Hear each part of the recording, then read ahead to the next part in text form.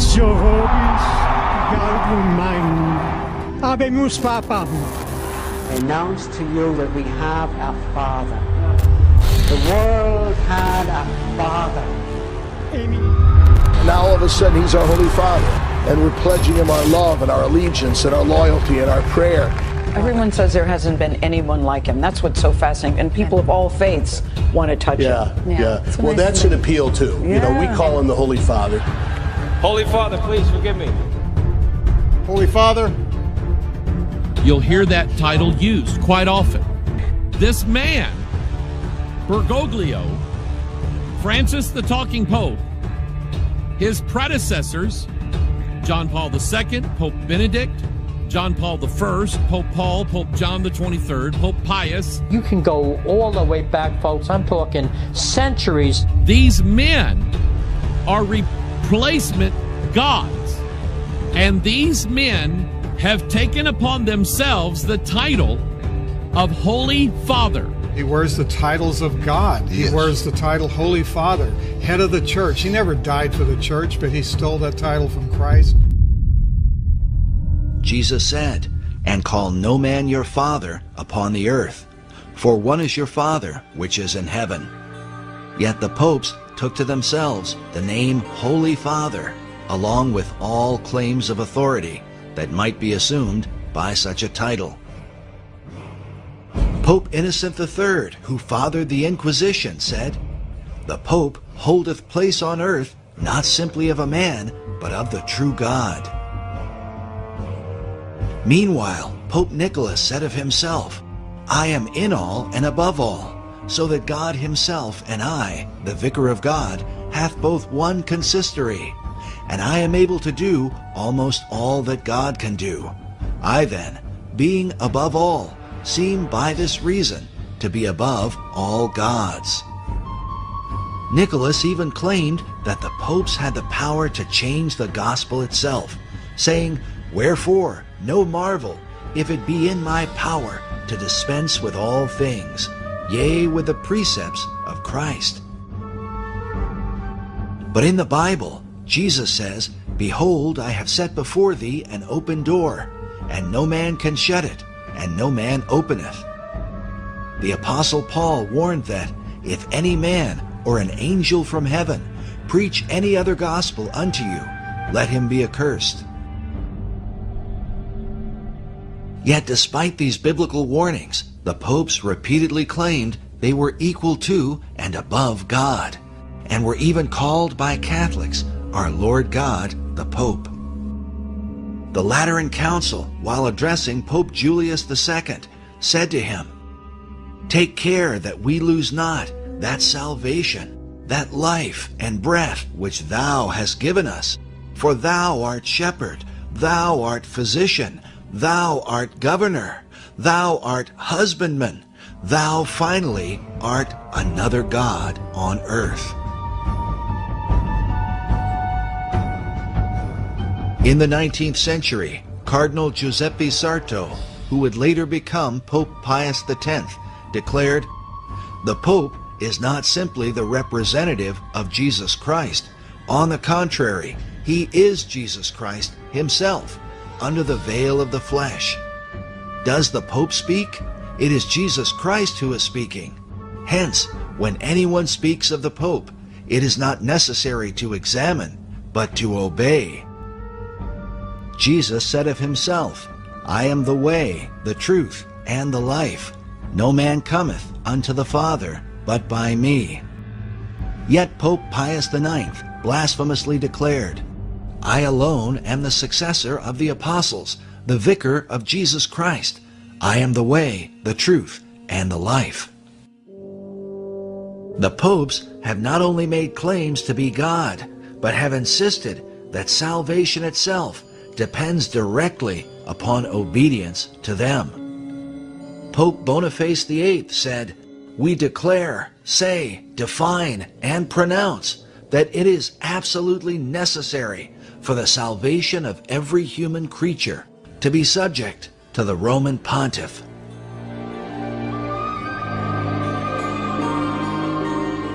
Pope Clement VI said, "No man outside obedience to the Pope of Rome can ultimately be saved. All who have raised themselves against the faith of the Roman Church and died in final impenitence have been damned and gone down to hell. Even in modern times, Pope John XXIII in 1958 declared, "Into this fold of Jesus Christ no man may enter unless he be led by the sovereign pontiff, and only if they be united to him can men be saved."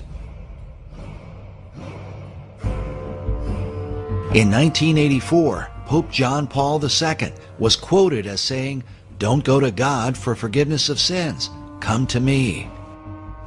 The quote was based on a Los Angeles Times article which reported, rebutting a belief widely shared by Protestants and a growing number of Roman Catholics, Pope John Paul II dismissed the widespread idea that one can obtain forgiveness directly from God. Furthermore, according to traditional Catholicism, obedience to the papacy is said to be required, no matter how dreadful the Pope might be. Catherine of Siena, one of the patron saints of Italy, whose mummified head is still preserved in Rome today, said, "Even if the Pope were Satan incarnate, we ought not to raise up our heads against him, but calmly lie down to rest in his bosom. He who rebels against our Father is condemned to death. For that which we do to him, we do to Christ. We honor Christ if we honor the Pope." Such demands for blind obedience were confirmed by the popes themselves, but confronted by the reformers. By men like Martin Luther, who said, "The Pope, possessed by demons, defends his tyranny with the canon, Si Papa, or Yes, Father. This canon states clearly, if the Pope should lead the whole world into the control of hell, he is nevertheless not to be contradicted. It's a terrible thing that on account of the authority of this man, we must lose our souls, which Christ redeemed with his precious blood." Because of this evidence, Luther declared, "I believe the Pope is the masked and incarnate devil, because he is the Antichrist."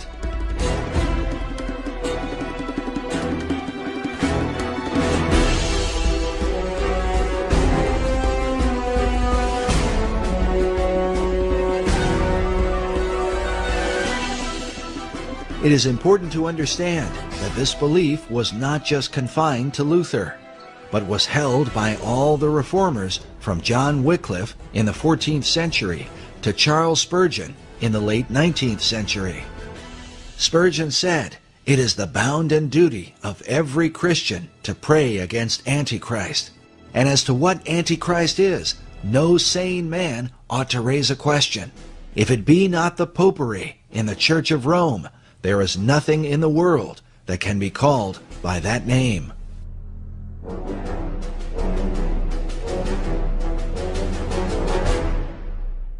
The Westminster Confession of Faith, along with the Savoy Confession, the Old Baptist Confession, and the Methodist views of John Wesley, all included the declaration that the Pope is that Antichrist, that man of sin and son of perdition, that exalteth himself in the church.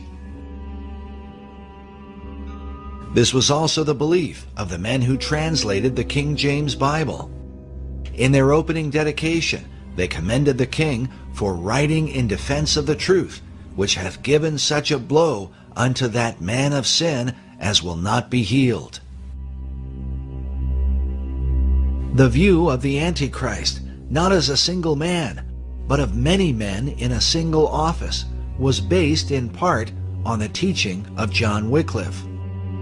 In the Gospel of Matthew, the disciples asked Jesus, "What shall be the sign of thy coming and of the end of the world?"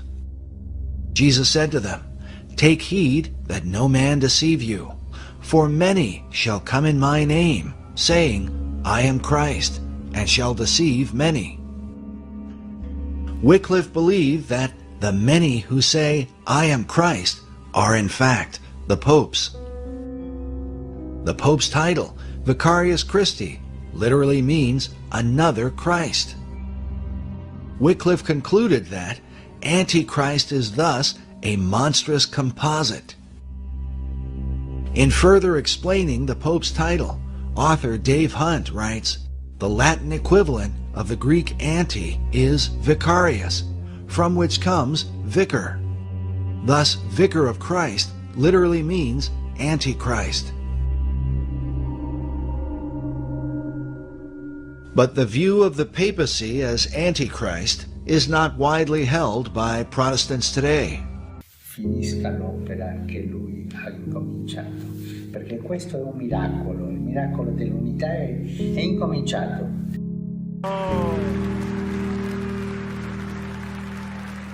Glory, glory, glory. Tony, thank you, sir. Come on, the man asked us to pray for him. Oh, Father. Father, we answer his request. And since we know not how to pray for him as we ought, other than to agree with him in his quest and in his heart for the unity of the body of Christ. Might. And we thank you, sir. We thank God for you. And so, all of us declare together, be blessed. Once again, all together, be blessed. Amen. Amen. Still, there are those who continue to uphold the Reformers' original beliefs. First of all, permit me to say how much The Pope remained calm, clearly anticipating the heckler in the back row. Mr. Paisley quoted a 16th century anti-papist slogan as furious Euro MPs threw papers at him in disgust, snatching the poster. Parliamentary President Lord Plum had no choice. Mr. Paisley, I call you to order and I ask you to stop this disturbance. There was another poster in his pocket for each one snatched away. The Pope, waiting with a text which spoke of Europe as the beacon of civilization, looked on with faint amusement. Mr. Paisley, I now exclude you from this house and for the remainder of the sitting. Mr. Paisley claims he was punched and that he later received a personal apology from the head of security for failing to protect him. The poster stated simply, John Paul II Antichrist, a reference to the view supported by Archbishop Cranmer in Reformation times.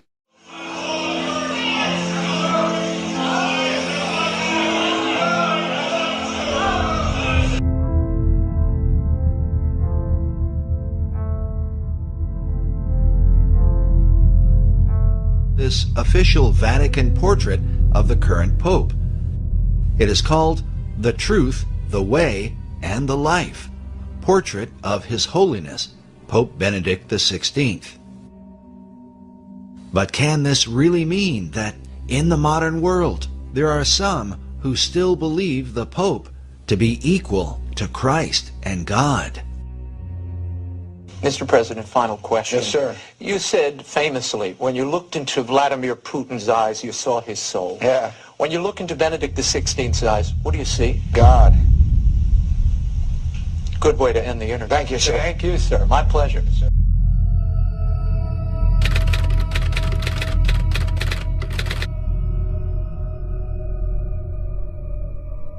We want to show you some extraordinary pictures which came to us from the Vatican on what was, of course, an extraordinary day. Within hours of Pope Benedict announcing that he was to resign, take a look at this.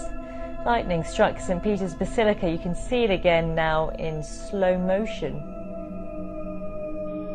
Lightning struck St. Peter's Basilica twice immediately following the resignation of Pope Benedict XVI.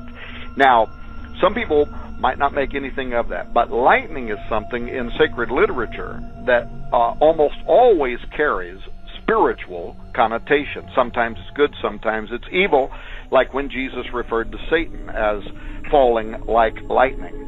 And I can't help but think that the timing of 2 lightning bolts on this particular building, the St.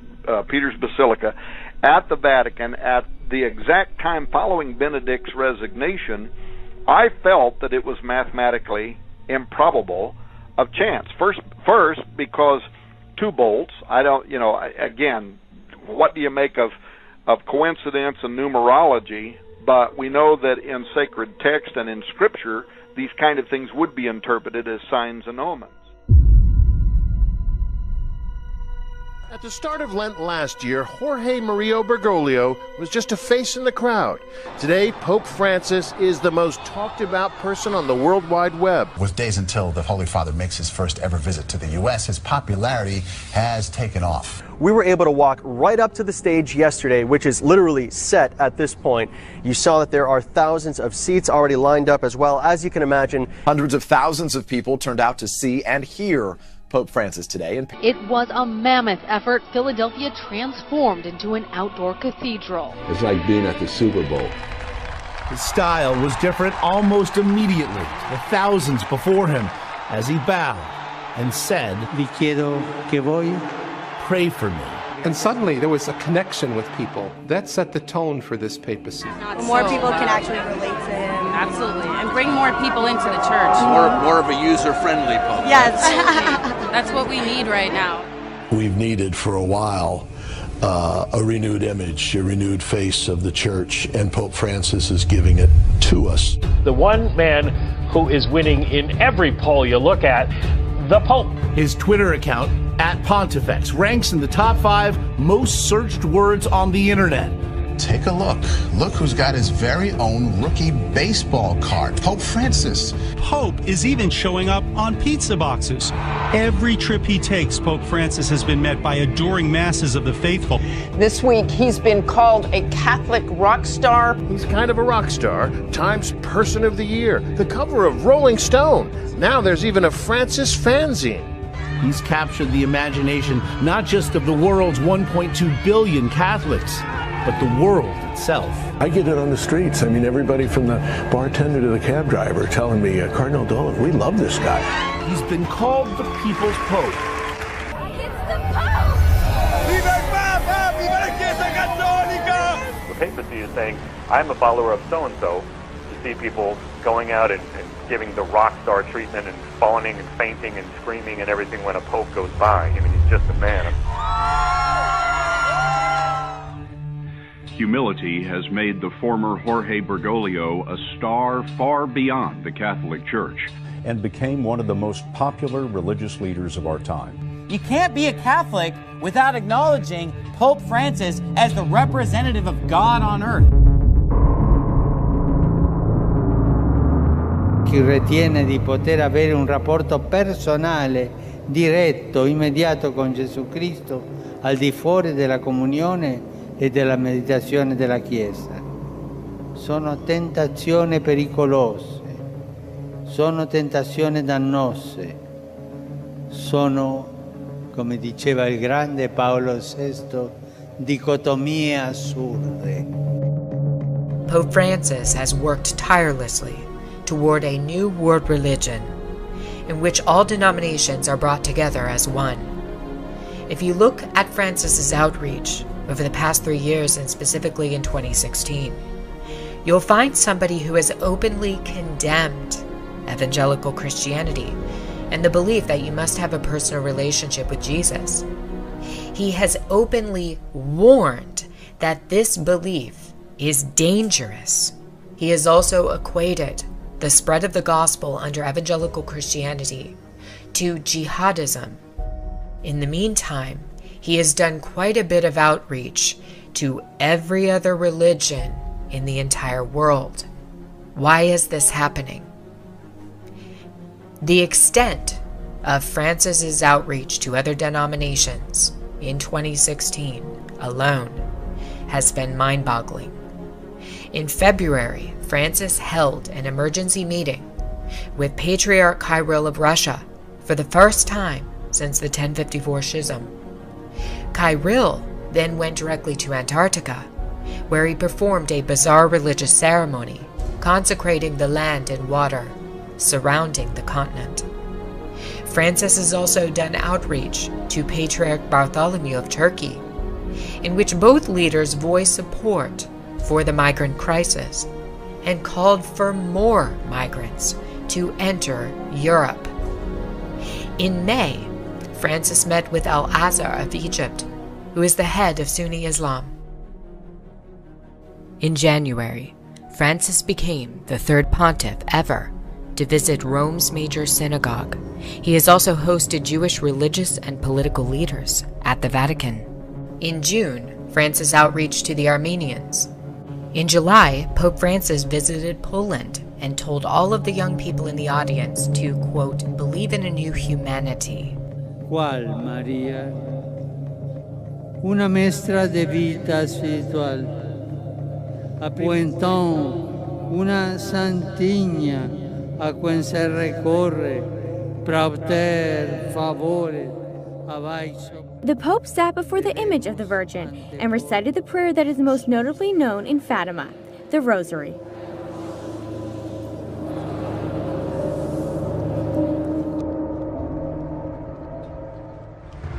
She's called the United Nations International Pilgrim Statue of Fatima and travels around the world. I've seen people who break down in tears as soon as they look at the face. The faithful believe they're seeing the face of Jesus' beloved Mother Mary. The theologians say it's called the aura of the Mother of God around it. That means the Mother of God's presence is with that image in such a way that you can look at other images of Our Lady and get your fill. It is one of the 4 original statues made under the guidance of Sister Lucia, the oldest of the 3 children. The 3 children, Lucia, Jacinta, and Francisco, said they saw an apparition of Mary while herding sheep near the village of Fatima, Portugal, May 13, 1917, and she revealed 3 secrets to them, including the prediction of World Wars I and II. And this is the face Lucia described. When you're looking at it, you feel her presence. You can get your fill at looking at other beautiful images, but you cannot get your fill at looking at this. You just want to look, and look again. Just a Mary shrine here, Mary shrine there, Mary shrine here, everywhere. Why do people praise and worship Mary, whom Jesus was born of?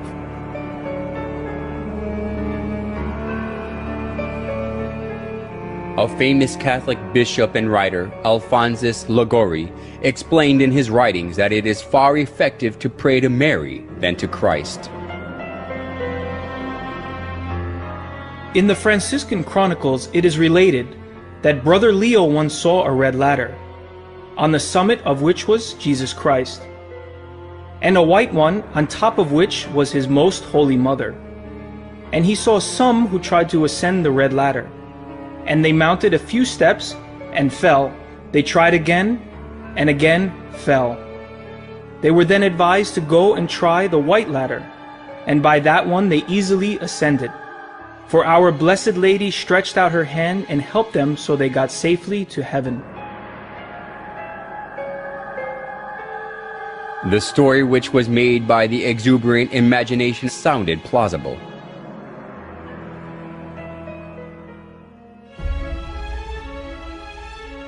Although it was a man-made story, Pope Gregory XVI canonized Liguori as a saint, and Pope Pius IX declared him a doctor of the Catholic Church.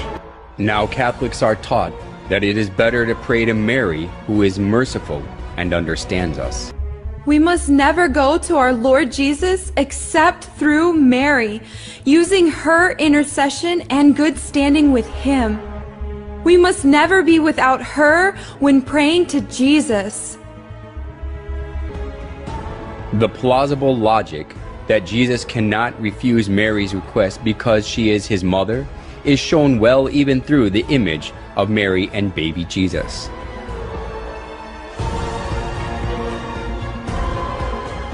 In most cases, Jesus is nested in Mary's arms as a baby.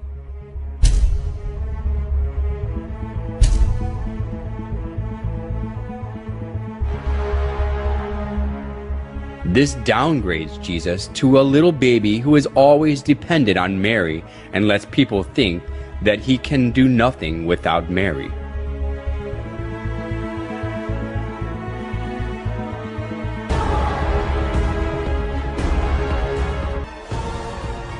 They call Mary the Mother of God, which implies that she is above God.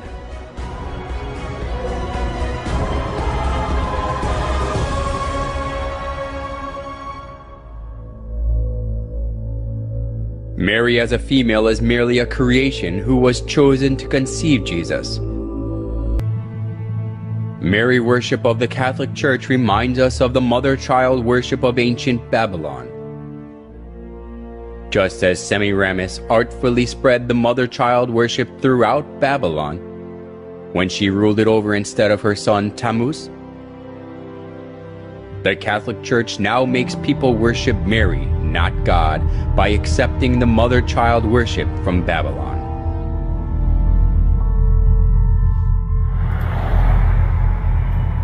Hail Mary, full of grace, the Lord is with thee. Blessed art thou amongst women, and blessed is... There is no trace of suffering or even joy in this Mary's face. But it is not the alabaster emptiness of her gaze these people see as they pray. It is the Mary whose pain at the loss of her son, Jesus Christ, resembles their own. Mary's role for us as Christians is humanizing. It's somebody that we can relate to. 20% of all Roman Catholic places of worship in the United States, nearly 4,000, are named for Mary. Shortly after the Council of Ephesus, which was in 431, when they declared her to be the Theotokos, the God-bearer, Mother of God. And then everything changes, and she starts to appear enthroned with a child on her lap, with angels and saints around her. That is when she becomes important. By the Middle Ages and Renaissance, paintings of Mary could be read for symbols of her holiness. Her outer mantle is blue, and underneath she usually, not always, has red robes. She wears a dark blue coat, and she stands on the half moon. Wears a dark blue coat, and she stands on the half moon. She is the mother of all gods. So, the ancient religion of Babylon, they all have one thing in common: the sacred feminine. The sacred feminine. The sacred feminine. Ishtar the Babylonians, Tyre the Buddhism, Fatima of Muhammad, Sophia the Gnostics, Shekinah to the Kabbalist Jew, Mary to the Catholic, and Shakti to the Hindu. These all have one thing in common: the sacred feminine. And the sacred feminine is going to take you back to the source of light, because the light that resides in that place that Plato talked about, you need a path to get back to that light. Listen, this is important. She is the one to take you to that light. Now, I'm gonna give you a guess. Tell me this morning, who do you think that light is? You remember what this subject's all about? Lucifer. He's the light bearer. There's a wind blowing through this church today. And that wind comes from Lucifer. Yes, it is. That has brought him into the house, and he's now in power.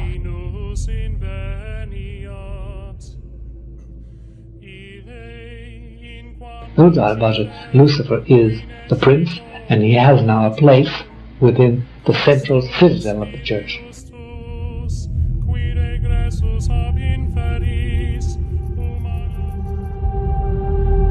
A lot of priests like to perform themselves the satanic masses around Rome, and they perform them in the area where usually the Pope goes on holiday, near Castel Gandolfo, in the area where you have also Lake Nemi, in those forests around there.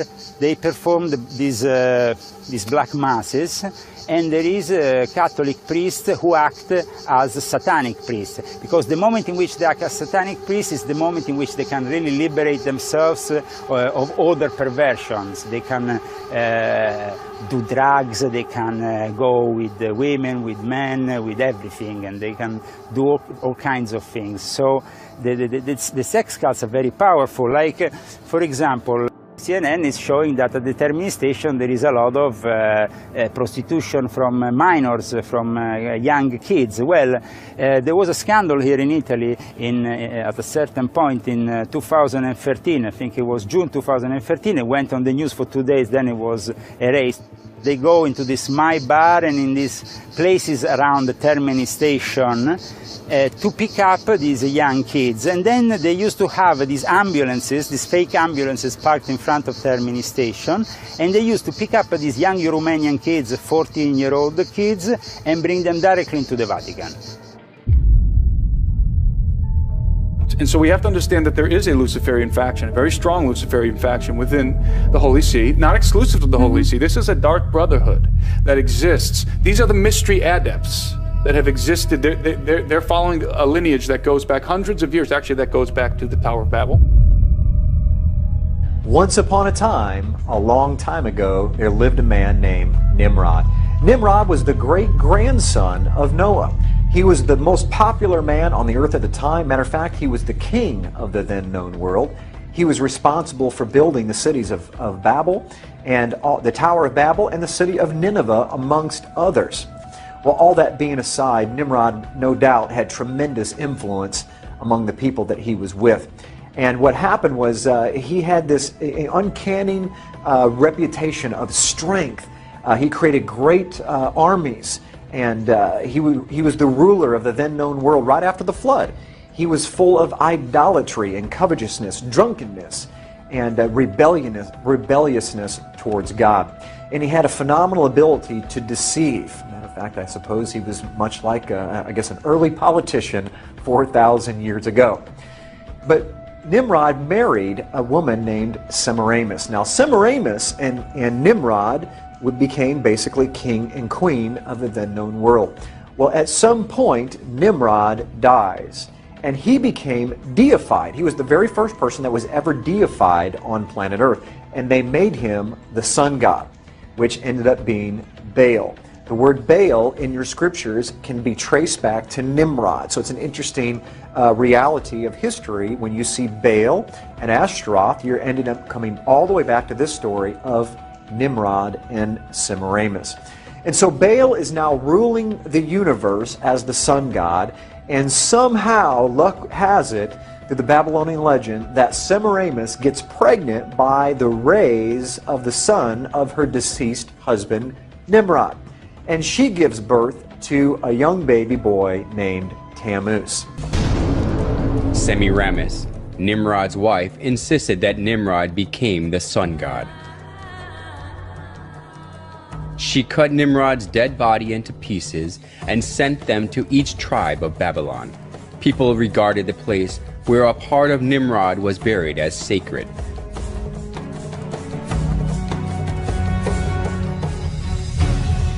She also claimed that Nimrod was reincarnated as her son.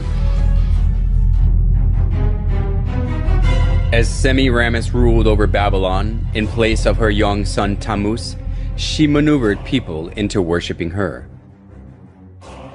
Monuments of Semiramis carrying her child Tammuz in her arms were set up all over Babylon, along with various images symbolizing the sun god.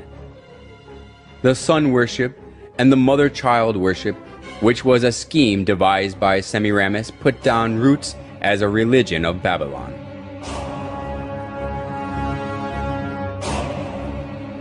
Idolatry stemmed from Babylon, spread to many countries after the Tower of Babel collapsed. It is because when the Babylonians were scattered over the whole world, they brought the sun worship and the mother-child worship. The sun worship and the mother-child worship were assimilated into the cultures and religions of many countries, and they came to have various forms and names.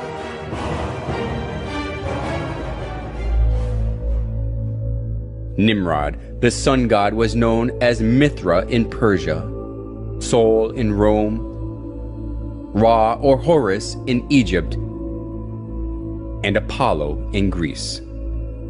Semiramis and Tammuz, who were the start of the mother-child worship, was called Isis and Horus, Venus and Dionysus, Diana and Attis, and Astaroth and Tammuz, respectively. Besides these, the image of goddess, who is holding a baby in her arms, was venerated in many countries of the world. If so, was the mother-child worship the creature of an age, which was especially welcomed only in Babylon?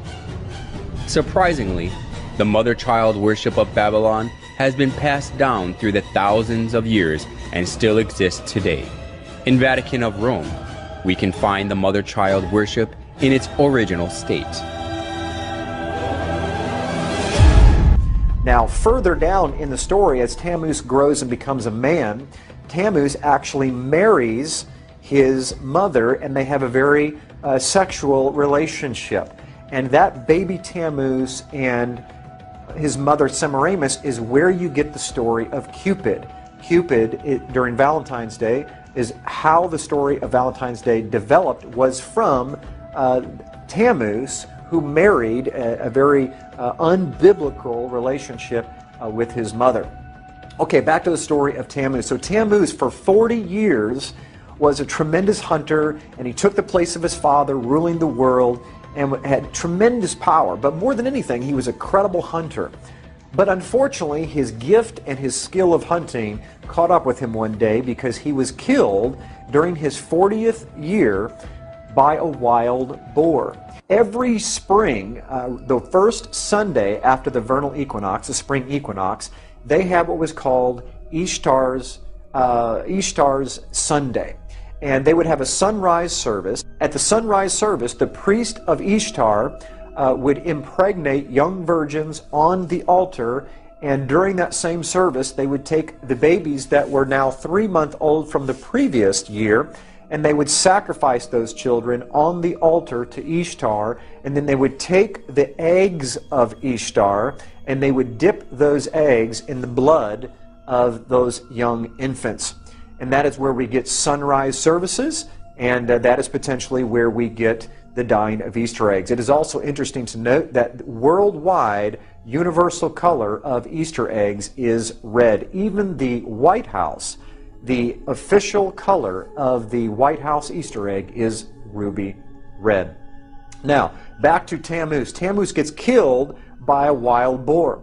So every year, in commemoration of celebrating the death and the deification of Tammuz, which became the son of God, the son of his father, they would set aside 40 days prior to Easter, and they would fast and they would pray, and they would have a giant feast on Easter Sunday where they would celebrate the death and the resurrection of Tammuz.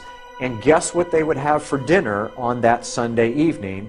You got it, Easter ham. They would kill a boar in commemoration to Tammuz, who was killed by a wild boar. And yes, the 40 days prior to Easter, where we call it Lent, or the Catholics call it Lent, that 40 days did not come from, my friends, the 40 days of Jesus in the wilderness. That 40 days was already in place for thousands of years before Jesus even showed up. It comes from the 40 days of fasting and praying for Tammuz before they celebrated Easter. I'm going to give you some of the names and what they're most commonly remembered for in these different cultures, and some of you will recognize them immediately. First of all, in Egypt, they were known as Isis and Osiris. In Phoenicia, they were recognized as Asheroth and Baal, the very same Asheroth and Baal that you see in the scriptures. In Greece, they were Aphrodite and Adonis, or Eros, where we get the word erotic from. And in Rome, they were called Venus and Cupid. That's right, that's where we get Valentine's Day from, and Cupid. Even in the Far East, listen to this, this is amazing, Cupid was known as Zoroaster. Zoroaster is made up of two words, Zoro, which means seed of, and Asheroth, which is Easter. And so what Cupid actually means in the Far East is the seed of Easter, or the seed of his mother. Tammuz and his mother Semiramis. If you look on your screen, you're going to see Isis and Osiris, or this is Ishtar and Tammuz. Now, some of you may be asking, well, wait a minute, I celebrate Easter, you're talking about Ishtar. Easter is actually the Anglicization of the word Ishtar. In other words, if you say Ishtar in English, it's pronounced Easter. That's how the etymology of that word evolved over time. What I want you to see is, I want you to see what's on her head is a crescent moon, and in the center of that crescent moon is the actual sun itself. And so the symbol of power of Isis, or Ishtar, was the crescent moon holding the sun itself, her deceased husband, Baal, the sun god. And you can see the baby there that is nursing from her breast. Ishtar was known as the goddess of the East, the bare-breasted fertility god of the East, or the sunrise, which is why they had the service at sunrise on Easter morning. Here on your screen you see a pagan carving of the solar deity Baal Hadad depicted as a disc in a crescent. Okay, you can see the half-moon disc there in the center of your screen with the sun that is cradled inside of it. And that is the sun god, as well as the crescent moon that surrounds it. Now, as you see that the main symbol for the sun god was the crescent moon with the sun on the top of it, or centered and cradled inside that crescent moon, we now move to something that's a bit controversial but very true historically, is the Catholic Eucharist is actually the sun that is inside of that crescent moon. I'm going to show you some pictures of the actual Eucharist in different positions, and you're going to see that not only is it similar, it's identical. This is where they got the symbols from.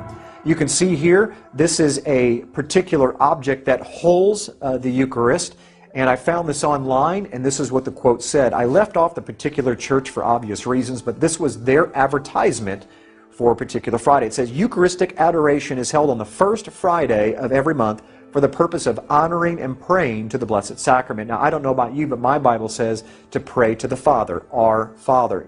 Yeshua, Jesus, said to pray to the Father. He did not say to pray to inanimate objects, whether they represent Him or not. Now, look very carefully at, on the right-hand side, you can see the moon, the crescent moon shaped, holding that sun or that wafer of bread. Here's a close-up of it right here. The crescent moon cradle with the sun-shaped monstrance of the Roman Catholic Church. And now you'll see that it's actually the rays of the sun go all the way around this. They didn't hide it at all. Why did they not hide it? Because this is thousands of years old. This comes right out of paganism and sun god worship, where it was the symbol of Baal and his wife Ishtar. And right here you can see the pine cone staff is another symbol found in paganism that's connected with the sun god coming out of Egypt, Osiris. It's kind of in the form of a pitchfork, you can see, where the pine cone is in the center. Now, why did they choose a pine cone? Because a pine cone represents... Pine cone symbolism, another very popular piece of symbolism for people who consider themselves, quote, in the know. That they consider that they are spiritually aware and enlightened, they have the knowledge, they are awoken, they have wisdom, and they have transformed themselves spiritually. In many cases, it's the exact opposite. The pine cone symbolism comes after the pineal gland, which is at the center of the head. It's right here, circled in red. It's considered in the midbrain or the limbic system of the brain. It regulates, this gland regulates a lot of different functions within the individual related to perception, emotion, etc. And the gland looks like a little pine cone. It has a lot of blood flow that goes through it, and it's very much attacked as something that they seem not to want to develop or function properly. So a lot of the food, things in water are very much attacked to target this part of the central nervous system. The pine cone literally looks like a little pineal gland. Okay, the pineal gland looks like a little pine cone, I should say. This is called the Court of the Pine Cone, and it is at the Vatican. That's where that pine cone is at. It is surrounded by two peacocks. Peacocks are another big symbol in alchemy. They represent alchemical transformation. Again, the pine cone represents awakening, resurrection, or transmutation, spiritual transmutation. Now below it, there is a black empty sarcophagus right down there below on the left-hand side. As you go up these steps in the court of the pine cone to the other side of it from this image perspective, that's what you will see. And behind it, there is an empty sarcophagus. Now, they're basically throwing this symbolism right in your face. You know, we are the resurrected ones. We are the ones who have come out of darkness and into light. We have the knowledge. We understand how the awakening process works. We understand how this activity of the brain that people don't even understand and whose functions are essentially shut down due to the horrible nutrition and all kinds of pollutants in their food and water. We know how that works, you know, and we have done that transformation to ourselves, but that's not for you. You know, we're going to sequester that and keep it to ourselves and keep it here. And they never mention this. You'll never hear about this by the Vatican. But just go on Google Images and, you know, you'll see tons of images of the type court of the pine cone. You have a lot of tourist images that just take pictures of it. Of course, here you see the Pope in his astrotheological regalia here. The fish head miters that they wear are the representative of the fish head miters that were worn by the Sumerian priests and the priests of Babylon. The Abgal. Yes. That's right. They served in the temple of a goddess named Nanshi. Yes, and it specifically references who we know as Dagon. Yes. And he was known as Oannes to the Greeks. Yeah. And this was, according to myth, an individual, a hybrid person, a half fish, half man thing that came out of the sea and began to instruct mankind in the lost knowledge. But at the base of it is the pine cone right there in his hand. I circle it right there. In symbolic iconography throughout the ancient world, the pine cone is revered. It's always a symbol of the transformation of a god. Often the god is giving that spiritual essence or knowledge to humanity. Here you see it in the Akkadian tradition of one of their gods, a clearly non-human looking entity. Here it is in the Babylonian tradition. Because this staff goes all the way back to ancient sun god worship, where it represented power and authority of the gods, you see. And this is a close-up of that staff right here, where the pine cone is embedded right in the staff itself. Let's move on to another symbol. This is the symbol of the trident. The trident is the devil's pitchfork. It really is a symbol of Satan, of the horns of Satan. It's an ancient satanic and pagan hand gesture called the trident. We find this in archaeology all over the place. Whenever you get into any kind of society of sun god worship, you find the trident everywhere. You see it in ancient Babylon. It was placed in the hands of all the pagan sun gods. All the pagan gods and pharaohs had some sort of trident, a staff, that they would be connected to power and authority of the gods. The most famous one, of course, is Neptune's trident. We call it the devil's pitchfork, and that's where it comes from. It's just not a drawing that someone made up. This has history built into it of where these things come from. Now, if you move forward in time, or during the same time period, excuse me, you're going to find another symbol that is even more important. As a matter of fact, you're going to see two symbols in this picture. This is a pagan statue of Jupiter that has been renamed St. Peter. You also see what is baby Jesus, supposed to be baby Jesus, is none other than baby Tammuz. And how do we know it's not Jesus? Because you see trident all over the place. You see the trident symbol in the hand of the infant Jesus, along with the tridents coming out of the statue's head. You'll see three tridents, two coming off the sides of the head and one coming off the top of the head. This is not baby Jesus, ladies and gentlemen. This is a pagan sun god, Tammuz, from the story of Baal, Nimrod, and Semiramis, ended up being Cupid in today's Valentine's Day. And right here is the ancient Babylonian altar for the sun god Baal, and its main symbol is the 8-pointed star, which can be depicted as two 4-point stars built inside of one another as the solar wheel. We see the same solar wheel sunburst over a Buddhist temple in Thailand. Here's a monastery, St. Ignatius, where the solar wheel or sunburst is depicted in the floor tiles. Here's the face of a child, which is of course Tammuz, within the fertility symbol of the sun's rays on a Roman Catholic altar. The same exact symbol is shown in a face of the Babylonian sun god on a pulpit in a Roman Catholic church in Scandinavia. Okay, all this same symbol comes right out of paganism, as I've shown. Okay, this is probably one of the most fascinating pictures that I have. I zoomed in to the Vatican using Google Earth and stopped several miles above, and look what we discovered is this is the largest solar wheel on Earth. This is the court of St. Peter at the Vatican in Rome itself. Excuse me, the sun disk behind the head of this Roman Catholic statue in Westminster Cathedral in London. Where did they get the idea of sun disks behind these saints? It's because this was what was found behind the head of Jupiter and all these sun gods was the actual monstrance of the Roman Catholic Church. That halo is not a halo, that is a sun disk, and they borrowed it from paganism. We see here behind Krishna another sun disk behind his head, and this is just to show that it doesn't just happen in Catholicism, that the sun disk predates Catholicism by hundreds, even thousands of years. It was borrowed. We see it in stained glass windows behind all of the Roman Catholic saints, even Mary. And if you look carefully, you see the Sacred Heart. That Sacred Heart, even though I don't have time to go into this, even the Sacred Heart comes right out of paganism. That exact same symbol with the sun disk behind the Sacred Heart has to do with Baal and Tammuz, the sun gods. And you can see it all over the Roman Catholic Church and even in other pagan religions across the world. And where do we find this 8-pointed star, this solar wheel, this sun disk today? None other than on top of our Christmas trees. Now, I know all of us have been taught that the star on top of the Christmas tree represents the Star of Bethlehem, that the kings came in to find baby Jesus.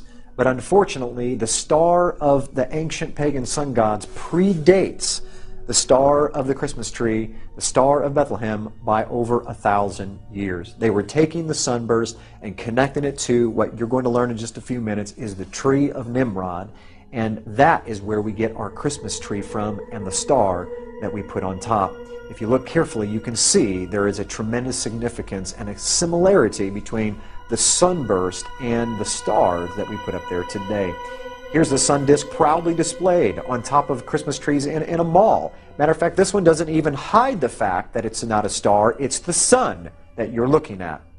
Even the 8-pointed star on top of the White House Christmas tree for everyone to see is the same 8-point star that we find in archaeology thousands of years ago connected to pagan sun god worship. When do you think the birthday of Nimrod and Tammuz was? On the first day of the year when the sun is reborn. And what day do you think that the sun is reborn? In the middle of winter, at the winter solstice, December 25th. That's right. That's where we get December 25th on Christmas Day, where we say that Jesus was born. Why did we choose Jesus being born on December 25th? Where did that date come from? Very simple. Jesus was the Son of God. Tammuz was the son of the gods. He was the son of his father, Baal. And so the pagans, which early Christianity came right out of paganism in Rome, they were already worshiping the sun god on Sunday in Rome, which is where we get worshiping on Sunday from. All judges, city people, and craftsmen shall rest on the venerable day of the sun. Constantine's edict in 321 played an important role in making the sun god worship faith to put its roots down in the church. Many Bible believers today have followed tradition handed down by previous generations. They believe and were taught that Sunday is the proper day of worship, that the Savior changed the day of worship from the Jewish Sabbath to Sunday. The adoption of Sunday as the Christian Sabbath has little to do with the Bible and everything to do with Constantine the Great over 300 years after the Messiah's death. Constantine was emperor of the Roman Empire from 306 to 337 CE. He was a sun worshipper who on his deathbed converted to Christianity. In 321 CE, while still a sun worshipper, Constantine established Sunday as the day of worship. He decreed, "On the venerable day of the sun, let the magistrates and people residing in cities rest, and let all workshops be closed." In this coin circulated by Constantine in 317 CE, we see the face of Constantine on one side, and on the other the figure of Sol Invictus, the unconquered sun. The sun god was also known as Mithras, and his birth was on December 25th. This date was adopted as the birth of Christ and became the date for Christmas many centuries later. Clearly, Constantine was an avid worshipper of the sun god Sol Invictus. Amazingly, Martin Luther, the champion of the modern-day Protestant movement, said, "They allege that the Sabbath changed into Sunday, the Lord's Day, contrary to the Decalogue as it appears. Neither is there any example more boasted of than the changing of the Sabbath day. Great, say they, is the power and authority of the Church, since it dispensed with one of the 10 Commandments." Nowhere in the Bible do we see that Yahshua and his apostles changed the day of worship from Saturday to Sunday. In fact, the Messiah in his Sermon on the Mount has this end-time prophecy: "Pray that your flight be not in the winter, neither on the Sabbath day." Those who were tainted with polytheism of Rome looked as if they had converted, but in actuality it wasn't easy for them to get rid of the religious rites and institutions of worshiping the sun, the moon, and the stars, and various gods and goddesses, which they had worshipped since their forefathers. The church in Rome sought for solutions to disburden the pagans when they converted to Christianity. It was to bring in things similar to the gods that the pagans had believed into the church. They thought they would increase the number of pagan converts by doing that.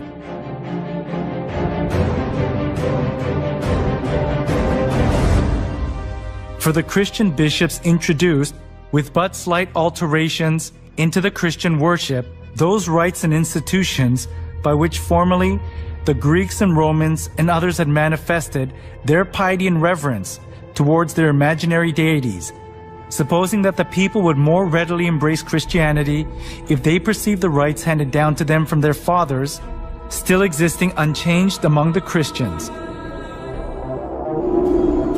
To attract more pagans, the church in Rome tried to Christianize various kinds of pagan gods to suit the Bible. One of the most representative things among them was accepting pagan customs of the sun god worship tradition. The church in Rome identified Jesus with the sun god.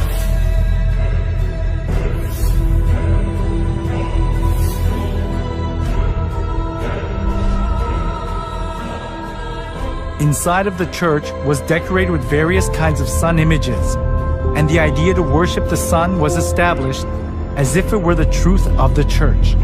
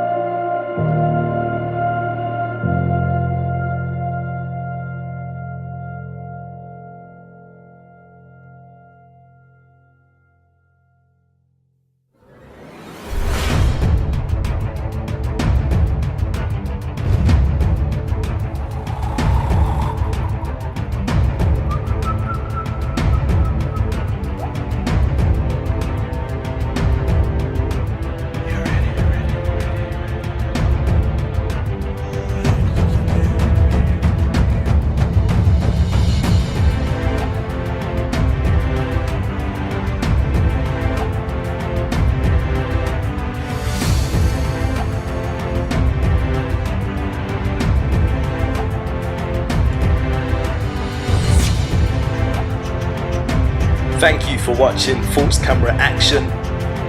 Before you go anywhere, don't forget to click subscribe.